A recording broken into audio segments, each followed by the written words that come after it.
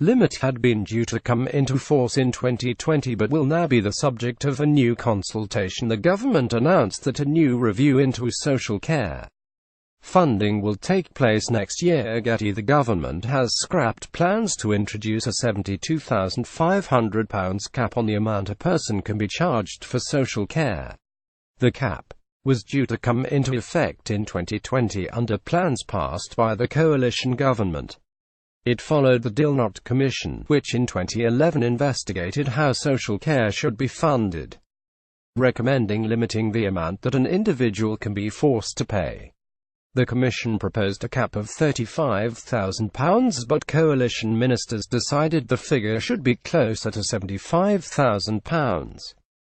However, Health Minister Jackie Doyle-Price told MPs the plan has now been scrapped, and that a new consultation will take place in the new year. The question of social care funding became a major issue during the general election campaign earlier this year, after the Conservatives unveiled a controversial plan to force elderly people to sell the home to cover costs. The party's manifesto included no mention of a maximum cap on an individual's social care costs, but an angry backlash forced them to backtrack and promised to introduce an upper limit, although they refused to say where it would be set.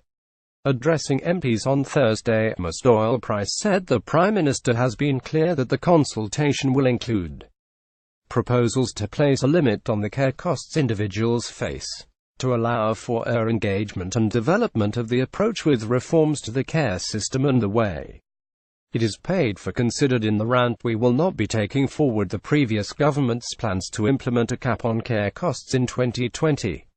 Labour accused the government of wasting over £1 million of taxpayers' money in preparing to introduce the cap. Barbara Keeley, Shadow Minister for Mental Health and Social Care, told the Commons the minister has today finally confirmed what many of us on these benches suspected, that they will not be proceeding with the plans to cap care costs by 2020 as legislated by this House. This is a shameful waste of taxpayers' money. Over £1 million in today's money was spent in commissioning the Dilnot Review, and it is a waste of parliamentary time enacting that cap. And it's no good for the minister to say that the government are consulting on this cap. They consulted on this during the general election and the proposals were rejected by the electorate. More about social care.